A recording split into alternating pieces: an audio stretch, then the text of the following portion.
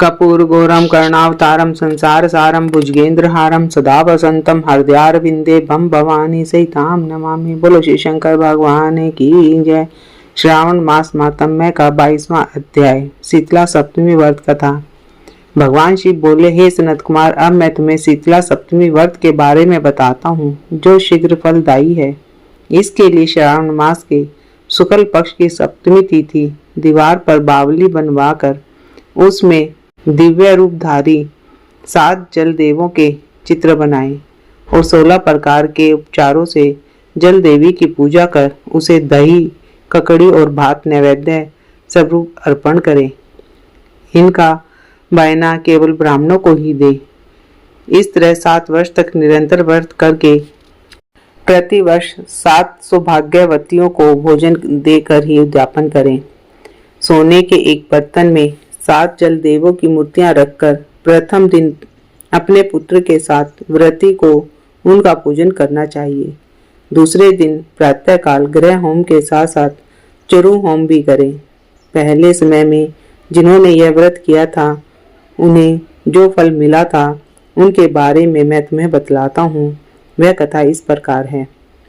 सौराष्ट्र प्रदेश की शोभन नगरी में एक अति धार्मिक विचारों वाला धनवान व्यक्ति रहता था। उसने वहां निर्जल और ब्यावान वन में एक बहुत विशाल पानी की बावली खुदवाई। बावली के लिए उसने काफी धनराशि व्यय की। राहगीर तथा पशु पक्षी उसके जल से अपनी प्यास बुझाते थे। वह बावली बहुत मजबूत और टिकाऊ थी। वहां पर विश्राम करने के लिए उस धनी ने एक अत्यंत रमणीय बगीचा भी बनवाया, जहां पर राहगीर ठहरते थे। परंतु जब उस बावली का पानी सूख गया तो वह धनी अति दुखी हुआ और भगवान से बोला, हे प्रभु, मेरी मेहनत तथा धन जो खर्च हो गया है, इन्हीं विचारों से ग्रस्त वहां पर वह धनी दुखी हो रात को जब सो रहा था तो स्वप्न में जलदेव ने दर्शन दिए और बावली को पुनः पानी से भरने का उपाय बतलाया। अतः हे धनद, वह तुम मुझसे सुनो। यदि तुम अपने पौत्र की बलि दे दो तो यह बावली तुरंत मीठे जल से भर जाएगी। यह सुनकर धनिक पहले तो विचलित हुआ, परंतु घर आकर उसने स्वप्न की बात अपने पुत्र द्रविड़ से कही। यह सुनकर वह धर्मात्मा पुत्र बोला, हे पिताश्री, इस शरीर को जन्म देने वाले तो आप ही हैं। अतः ये दोनों आपकी आज्ञानुसार ही आचरण करेंगे। आप किसी प्रकार का सोच विचार न करें, हमें आदेश दें। केवल धर्म ही अमर रहता है, बाकी सभी कुछ नाशवान है। आपके 2 पौत्र हैं, शीतांशु और चंडांशु। आप निसंकोच मेरे बड़े पुत्र की तुरंत बलि दे दें। परंतु हे पिताश्री, घर में यह बात आप औरतों से गुप्त रखें, क्योंकि आपकी बहू गर्भवती है। उसका प्रसव काल निकट है। वह मायके जाएगी। उसके साथ आपका छोटा पुत्र भी साथ जाएगा। उस समय आप मेरे बड़े पुत्र की बलि आसानी से दे सकते हैं। सब कार्य निर्विघ्न समाप्त हो जाएगा। पिता बोले, हे पुत्र, तुम धन्य हो, वंदनीय हो। हे मेरे आज्ञाकारी पुत्र, प्रभु तुम्हारा कल्याण ही करेंगे। कुछ काल पश्चात जब धनद की पुत्रवधू प्रसव के लिए जाने लगी तो अपनी पत्नी से कहा, हे सुभगे, तुम प्रसव के लिए मायके जा रही हो तो छोटे बेटे को अपने साथ ले जाओ और बड़े बेटे को मेरे पास ही छोड़ जाओ। पत्नी ने अपने पति के आदेश का पालन किया और वह बड़े पुत्र को उसके पिता के पास छोड़कर चली गई।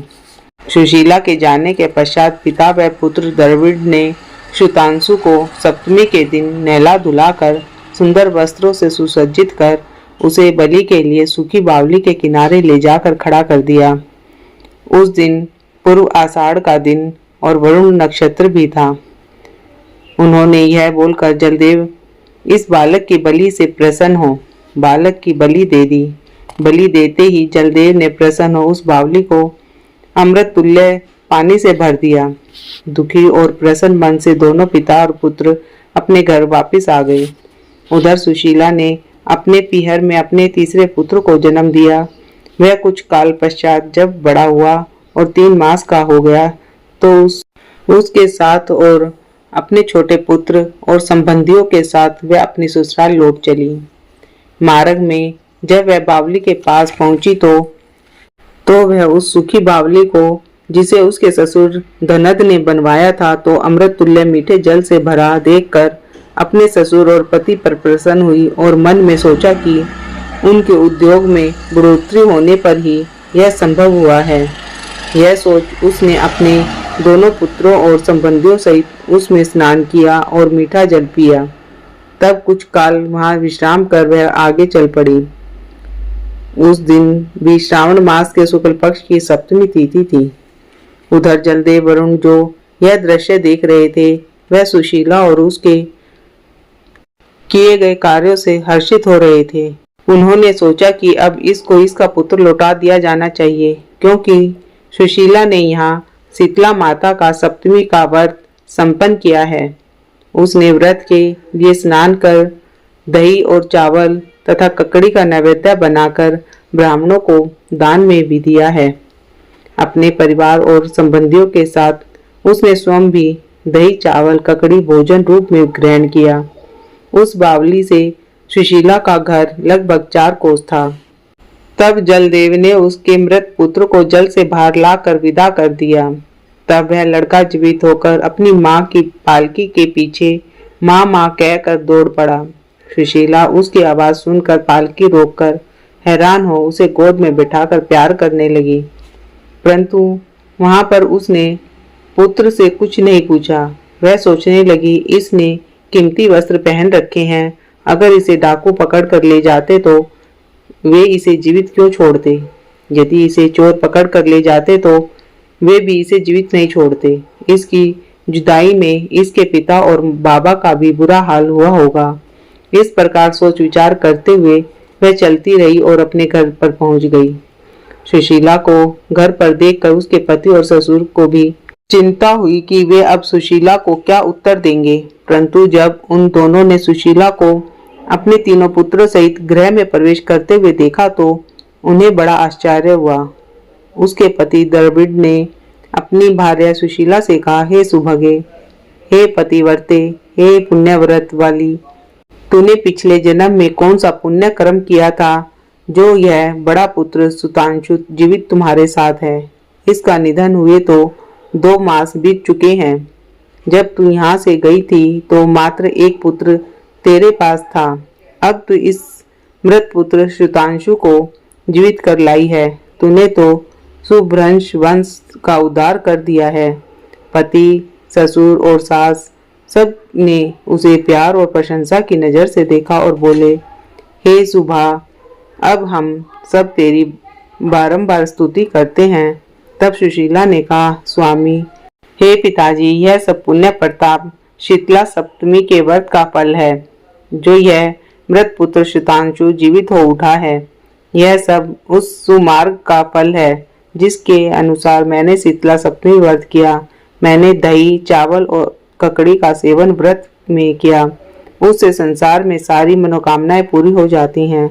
शिव बोले, हे वत्स, जो शीतला सप्तमी का व्रत करके उसके बाद दही, चावल और ककड़ी का सेवन करने से प्राणी मात्र की समस्त अभिलाषाएं पूरी हो जाती हैं, समस्त पाप नष्ट हो जाते हैं तथा मरणोपरांत शिवलोक को जाते हैं। इस पाठ के श्रवण से मोक्ष की प्राप्ति होती है। बोलो शिव शंकर भगवान की जय। माता पार्वती की जय। शीतला माता की जय।